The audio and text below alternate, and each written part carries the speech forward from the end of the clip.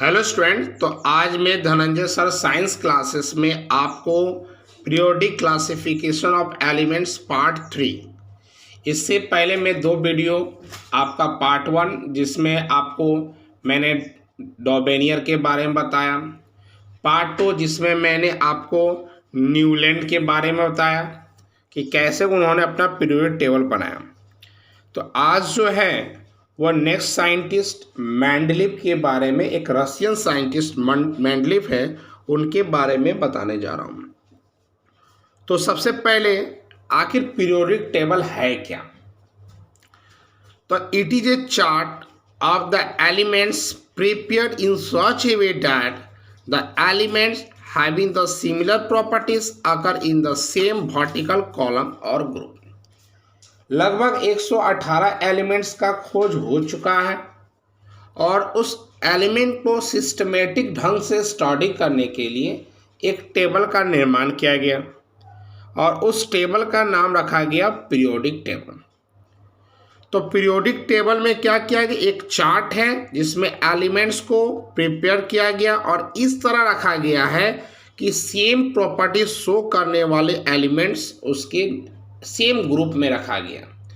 तो ग्रुप का मतलब वर्टिकल होता, ऊपर से नीचे जो है होता ग्रुप होता। तो एक प्रॉपर्टी जो शो करता उसके नीचे ही दूसरा एलिमेंट को रखा गया जो सेम प्रॉपर्टीज को शो कर रहा। अब ये पीरियोडिक टेबल जो होता है उसमें आपका जो रो होता है और कॉलम होता है। तो रो किसे कहते हैं? तो हॉरिजेंटल जो होता है उसको हम लोग, उस हॉरिजेंटल रो को हम लोग पीरियड बोलते हैं। हॉरिजेंटल का मतलब होता है लेफ्ट से राइट या राइट से लेफ्ट। तो हॉरिजेंटल का मतलब लेफ्ट से राइट या राइट से लेफ्ट, उसको हम लोग पीरियड बोलते हैं। और वर्टिकल का मतलब होता है अप से डाउन। जैसे सामने में आप देख रहे हो कि ऐसे अगर हम लाइन लेते हैं तो इसको हम लोग हॉरिजेंटल बोलेंगे। तो बोला जाए हॉरिजेंटल लाइन कितना है, तो 1 2 3 4 ये सब हॉरिजेंटल लाइन को शो कर रहा। तो हॉरिजेंटल जो होता है वह पीरियड को बताता है और वर्टिकल जो होता है वह आपका ग्रुप को बताता है। तो आते हैं हमारा जो थर्ड नंबर के साइंटिस्ट हैं आफ्टर डॉबेनियर, आफ्टर न्यूलैंड, हमारा जो नेक्स्ट साइंटिस्ट है वह है मेंडलीव। इन्होंने जो पीरियोडिक टेबल बनाया वह कब बनाया? तो 1869 में। और ये रशियन साइंटिस्ट थे। ये जब पीरियोडिक टेबल का निर्माण किए उस समय 63 एलिमेंट्स का खोज हो चुका था। न्यूलैंड जब पीरियोडिक टेबल बनाया था उस समय 56 एलिमेंट्स का खोज हुआ था। और डॉबेनियर जब बनाए थे उस समय 12 से 15 एलिमेंट्स का ही खोज हुआ था।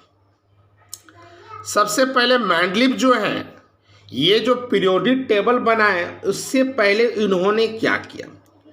तो मेंडलीव जो पीरियोडिक टेबल बनाए थे उससे पहले उन्होंने जितने भी नॉन एलिमेंट थे जिनका खोज हो चुका था, लगभग 63 एलिमेंट्स थे। तो जितने भी एलिमेंट्स का खोज हुआ था सारे एलिमेंट्स को उन्होंने हाइड्रोजन और ऑक्सीजन के साथ रिएक्ट करवाया। हाइड्रोजन और ऑक्सीजन के साथ रिएक्ट करवाए और रिएक्ट करने के दौरान जो सेम फार्मूला निर्माण कर रहा था उसको सेम ग्रुप में रखें।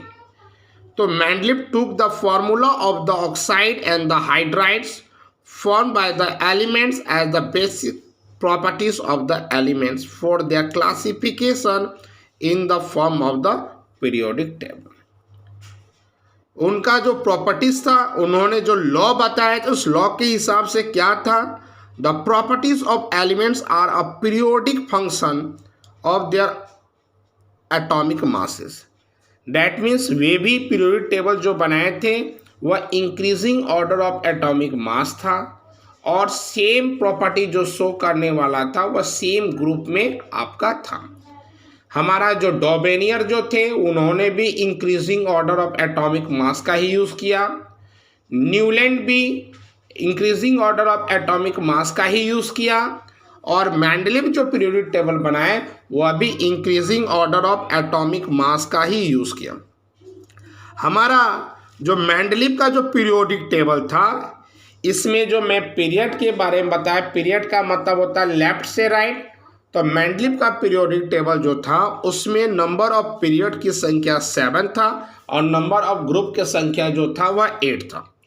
मेंडलीव जो पीरियोडिक टेबल बनाए थे उसमें पीरियड टोटल कितने थे, 7 थे और ग्रुप कितने थे, वह 8 थे। अब मेंडलीव जो क्लासिफिकेशन किए थे, मेंडलीव जो 63 नॉन एलिमेंट्स था उसका जो पीरियोडिक टेबल बनाए थे उसमें उनका मेरिट क्या था, अच्छाई क्या था, एडवांटेज क्या था। तो merits of the Mendeleev classification of element.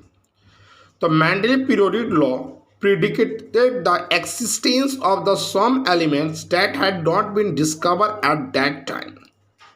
Mendeleev जो है वह कुछ ऐसे एलिमेंट्स के बारे में भी बता दिए जो उस समय खोज नहीं हुआ था और उन्होंने बताया कि फ्यूचर में ये एलिमेंट्स का खोज होगा और उसका नामकरण उन्होंने कर दिया। उन्होंने एक स्लॉट जो है वह बोरॉन के नीचे में खाली रख दिए और उन्होंने कहा कि फ्यूचर में इस एलिमेंट्स का खोज होगा और उसका नाम उन्होंने एका बोरॉन रखा। जो आगे में खोज हुआ और उस एलिमेंट्स का नाम पड़ गया स्कैडियम। एल्युमिनियम के नीचे में स्लॉट खाली था, उसका नाम उन्होंने एका एल्युमिनियम रखा और फ्यूचर में जब इस एलिमेंट का खोज हुआ तो उसका नाम पड़ा गैलियम। और एक तीसरा जो है वह एका सिलिकॉन है और एका सिलिकॉन इसलिए रखा है क्योंकि सिलिकॉन के नीचे में स्लॉट खाली था और फ्यूचर में जब एलिमेंट का खोज हुआ तो इसका नाम उन्होंने जर्मेनियम रखा गया। एका का मतलब ये संस्कृत का वर्ड है और इसका मतलब होता है एक। तो बोरॉन के नीचे में खाली था तो एका बोरॉन, उसका फ्यूचर में खोज हुआ तो स्कैडियम नाम पड़ा। एका एल्युमिनियम उसके नीचे, एल्युमिनियम के नीचे था और फ्यूचर में खोज हुआ तो इसका नाम गैलियम पड़ा। और एक एका सिलिकॉन था, सिलिकॉन के नीचे था गैप, इसलिए उसका नाम क्या पड़ा फ्यूचर में, जर्मेनियम। तो ये फ्यूचर में एलिमेंट्स का खोज हुआ लेकिन उन्होंने प्रिडिक्शन पहले ही कर लिया।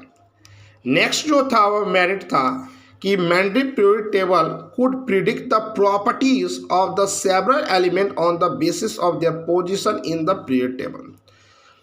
आपका जो मेंडलीव जो है वह 3 एलिमेंट जो नॉन नहीं था उसके बारे में ये बता दिए कि उसका मेल्टिंग पॉइंट क्या होता, बॉइलिंग पॉइंट क्या होगा, वह फार्मूला का जो निर्माण करेगा वह कैसे होगा, ये सारा चीज़ उन्होंने प्रिडिक्शन किया था। और वास्तविकता में जब एलिमेंट्स का खोज हुआ तो एटॉमिक मास, उसका जो मेल्टिंग पॉइंट, बॉइलिंग पॉइंट जो उन्होंने प्रिडिक्ट किया था उसके जस्ट क्लोज में ही आया।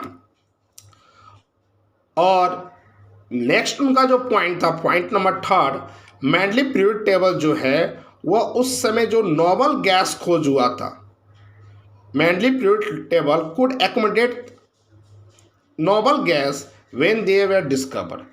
तो उन्होंने जो पीरियोडिक टेबल बनाया था उसमें उन्होंने नोबल गैस का एक अलग से ग्रुप बना दिया।